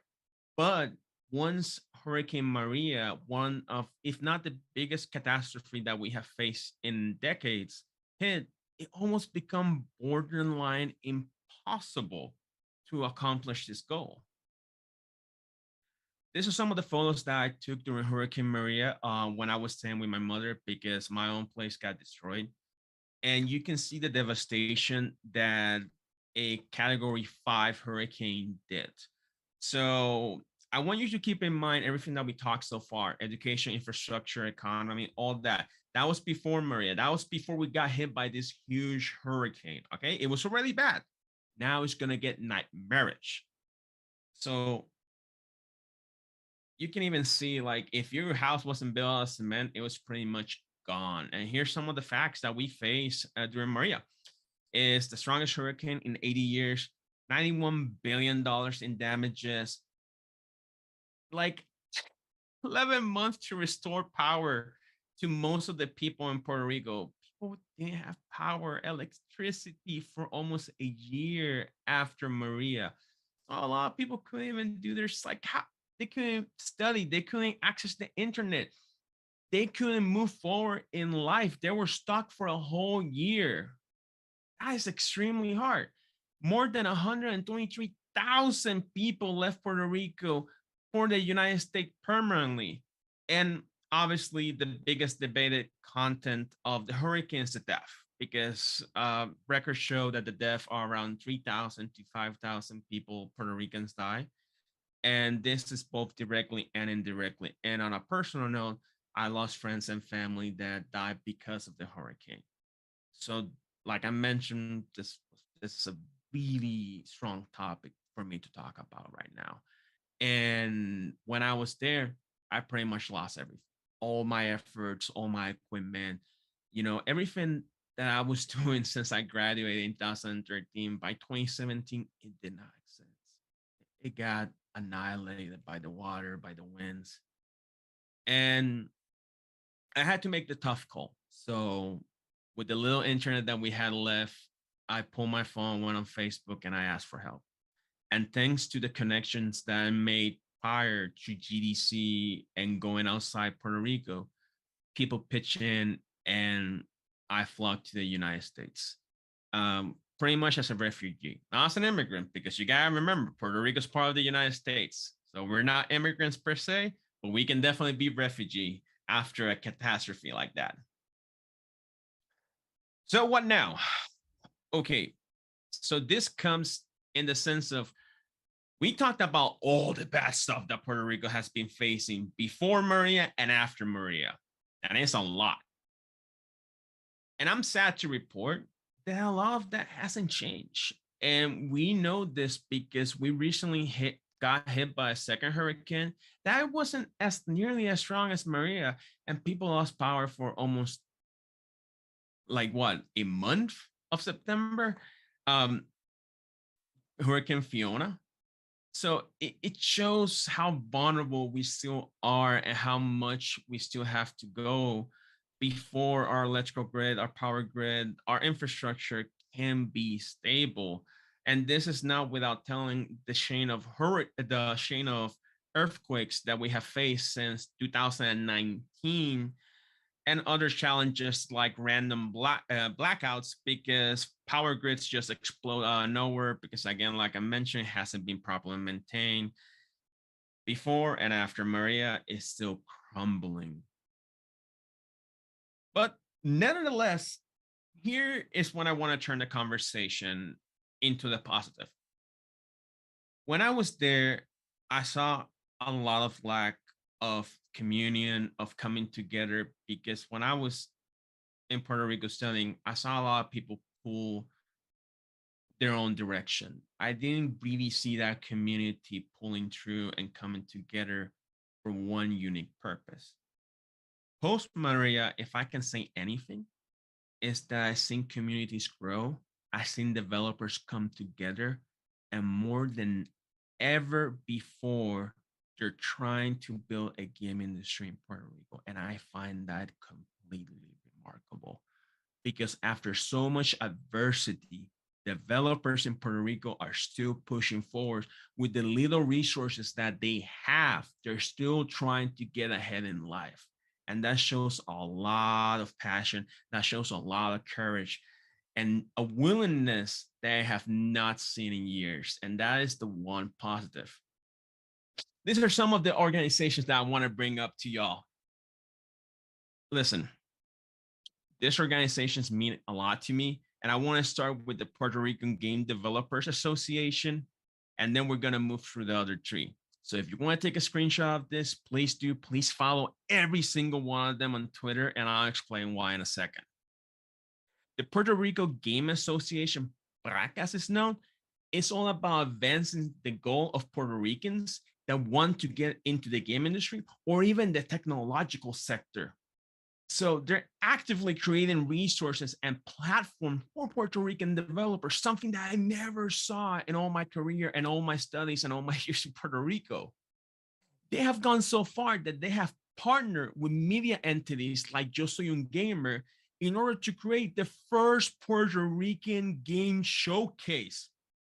And this is outstanding. This is one of the things that I wish I had when I was in Puerto Rico, and now it's there and it's showcasing our talent front and center. And that means the world for me because when they succeed, I succeed. We have organizations like Latinx. Latinx is not specifically founded in Puerto Rico, but you have Puerto Rico developers contributing to Latinx. And it's a, how can I put this? It connects all the Latin game industry workers around the globe. It preserves culture. It vouches for the representation, and it also provides a platform for them. I think the biggest thing that I'm always surprised about them is that they have an annual grant program where they help a bunch of developers, and they go and reach out to sponsors like Unity, Unreal Engine, Microsoft to get that grant money in order to help those developers that need it the most. Again, I'm extremely happy. I cannot explain how grateful I am that organizations like this exist nowadays. And last but not least, Casa Pueblo. Casa Pueblo is a little bit interesting because the other two organizations that we talked about are game and technology oriented. Casa Pueblo is more of a grassroots organization that is established in Puerto Rico. Its primary focus is to teach self-development and sustainable development in Puerto Rico. And the best example that I can give you about this is their solar power energy program. So they're teaching, they're designing, and they're reaching out to the community for them to be autonomous regarding their own power grid. And this is really important because this is one of the few organizations that is tackling directly one of the major key issues, if not the major key issue that Puerto Rico faces day to day, the electrical grid. And so far, their program has been highly successful. Obviously, there's so much they can do because it's local. So hopefully more organizations will take example of this, and it's something that we all need to follow in the future if we want Puerto Rico to become completely independent. So before I wrap everything up and talking about organizations, I just want to talk about myself real fast. Once I came back here to the United States, I gotta say it's been amazing. I'm not gonna sugarcoat it. A lot of us that left the island have cried, have suffered. Listen, I still cry at nights. I still wake up with PTSD, and I still go to a psychologist and my psychiatrist because when there's a lightning strike, I think my roof is falling all over again. It's again, like I mentioned, it's not an easy subject. But if I can say anything, is that I am here because of the connections and the people that love me and the people that have pushed me forward in life. I am not here because of my own success solely. Every one of us that is right now Puerto Ricans per se, and they have established themselves outside of Puerto Rico, they have had some help somewhere. Let's be clear. And when people ask me, how did I overcome all of this? I haven't. I don't even know if I have or haven't, to be honest, because I emotionally shut down during the hurricane. I didn't know how to deal with it. My grandma passed away during the hurricane itself. So, it's not easy for a lot of us. And I never wanted to leave the island, but I had to if I wanted to prosper. And it's incredible that in 5 years since I left the island, I was able to break into the game industry with my first AAA job. I was able to rebuild my studio and my life in 5 years. Something that took me almost 10 years to do on my own in Puerto Rico with the little resources that I have versus being here in the States. That says a lot. Even right now, I'm very hopeful, not only for myself, but my fellow Puerto Ricans moving forward in life. I have I got no words to describe that right now. It's just incredible. And, right now the industry is being affected with layoff. I was affected with layoff from my last job. And a lot of us, we're feeling that pain. But if I can say anything, I'm hopeful that we can still move forward. Because if people in Puerto Rico can do it with the little resources that they have, I feel there's no excuse for us to really push forward on our own and even help them. So that's why I put this right here. This last slide is a little bit of, hey, if you like this topic and you want to find more, because it's a long topic and we just have a certain amount of time to cover all of this. And I just gave you a really, really overall of the situation in Puerto Rico. I just gave you a resume about how things are and the challenges that we face getting to the game industry. But this topic is way longer. It takes hours to properly dissect piece by piece. So if you're interested in this, there's a couple of music videos that I would love to show you. Listen, I'm going to leave it to the world's #1 artist, Bad Bunny, right now. If you haven't seen El Apagón, his latest music video is half music video, half documentary. It's amazing. And everything that is in bold letters right here, please check it out, especially the books that I highlighted for you, the documentary. If you want to know about Latin American culture, not only about Puerto Rico, but in general completely, please go into Netflix and watch John Leguizamo's Latin History for Morons. It's excellent. It's a little bit abbreviated, it's short, but it gives you a nice idea of our upbringing and how that affected us, not only in Puerto Rico, but in Latin America in general. And finally, and not least, please consider donating to either of the organizations that I just mentioned. Please, if it's not PRAC, Latinx, or Casa Pueblo, they need your help. So my call to action for everybody is that whatever you have, whatever time you can donate, if you don't have money, whatever resource you can give them, they directly affect the life of Puerto Ricans in Puerto Rico that are currently still struggling after Maria. So please, if you can help there, and if you just want to chat with me and you want to join me or you want to look me up, you can look me up on Twitter, Instagram, and LinkedIn. I don't know if Twitter's going to be on for longer, so that's why I put Instagram and LinkedIn. And thank you so much. I know I ramble a couple of times because I get emotional about this topic, and it's kind of hard to keep in line and not go in a rant when you talk about all of this. So thank you so much, guys. I really appreciate you. And if you have any questions, I'm open to them.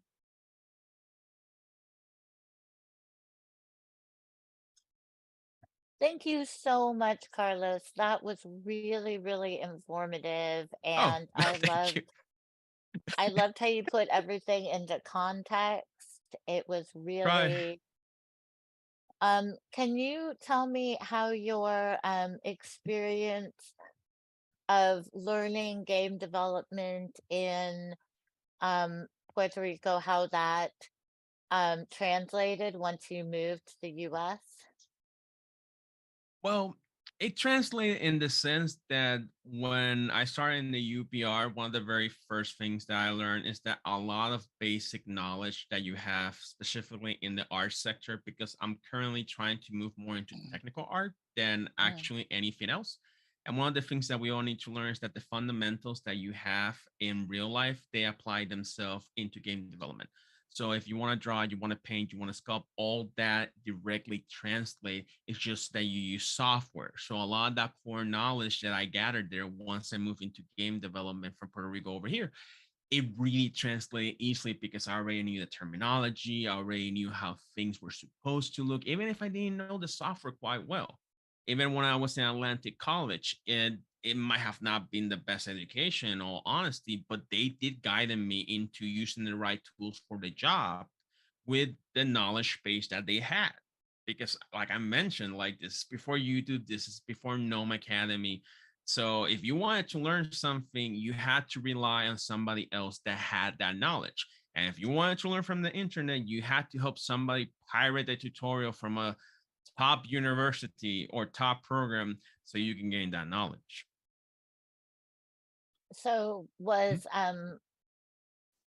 it when you moved to the US, you got your first AAA job, Mhm.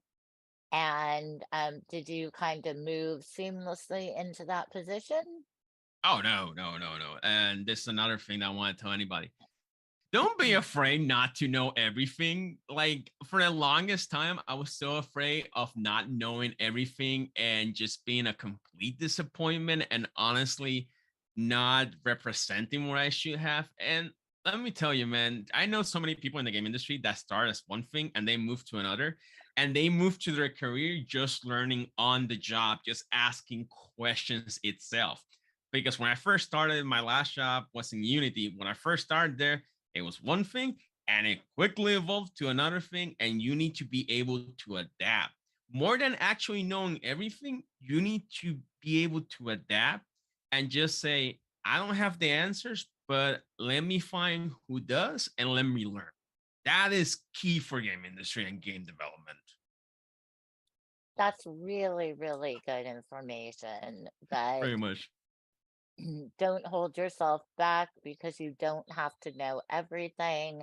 You can learn on the job. Most people do learn on the job. That's what is most of the experiences.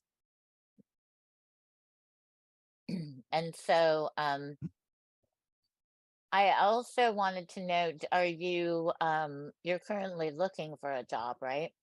Yeah, I'm currently trying to transition from that because the whole thing, how I ended up in Unity was that going through job and different skills, I landed in a job that required to talk to developers almost as a producer type of job. But you Oh, had to know okay. the tools, you had to talk to artists, you had an LDR, lead developer representative. So the whole thing is that you talk to developers and you hear what's going on, what's their problem, and then you see what type of software helps their pipeline, their development method, what's working, what's not working. And some of that knowledge I had, other knowledge I didn't have. So I learned day by day. And that was the coolest thing ever when I was there. Like it really branches you out. And the whole thing is that currently in the game industry, something that I also want to tell anybody that wants to get in this, there's a surplus of certain areas. Like the art area is very saturated. There's a lot of artists. And right now, one of the key things that you can do to benefit yourself is go into areas that there's a lot of demand for, like VFX, particle artists, technical artists, shader artists, where I'm focusing right now currently, because this gives you two things. It gives you a higher pay, it gives you a higher possibility of being higher, and it also gives you more negotiating power with your contract. That's something that, you know, if a company gives you a contract, you don't have to say yes because you just want to work in that company. You got to look it over and you got to make sure it's to your best interest and it's representing you, because nobody's going to fight for your right but yourself. At the end of the day, it's a job, it's a corporation, it's a company, it's an industry. We do it for the love of the game, but we also need to take care of ourselves. And can you talk a little bit more about the importance of community as you're looking to, in regards to like all of LATAM, like how different aspects of community come together to really support the game developer? Well, regarding community, the one thing that I have to say to anyone, honestly, is just don't be an ass. To be like, this is a very small industry. And when we refer to Puerto Rico, even Latin America, it's even small. So treat people with respect and treat people how they want to be treated. Because being such a small industry, you don't know who's going to give you a helping hand. And that's why I experienced through Maria. I tried to live my own values. I tried to be the best person that I always could and treat people how they want to be treated. And during Maria, that's what I saw. I saw all that come back as the biggest repayment of my life, even though I was not looking for it. If you believe in karma, you call it karma. But for me, it just shows the value of treating people like human beings. And that was the defining factor. And that's how honestly I've progressed in life because of that. And speaking to community, something that we didn't have when before Maria was that sense of we're here for each other. Nobody's gonna help us. Let's move forward. And post Maria, I seen a big push of developer talking to each other, trying to share knowledge, techniques, resources, advantages. Instead of everybody pulling to their own different side, I see more of that community coming in. Because the reality is that when you're in a third world country, and I hate saying this about Puerto Rico because it doesn't sound very patriotic, it doesn't sound amazing, but it's the reality that we face day to day, and we need to talk about it. Is that when you live in a culture of abuse and you don't know anything but abuse, you're very restricted, you're very conflicted, and you retreat into yourself. And sometimes you don't want to reach out or even talk to other people because of the fear of being taken advantage or even hurting. And this can go with a job, a toxic environment, abuse environment. And this is honestly how I grew up and how I developed professionally in that environment. And it still goes on to this day. It's just that more than ever, we see people fighting against that locally. And that's awesome.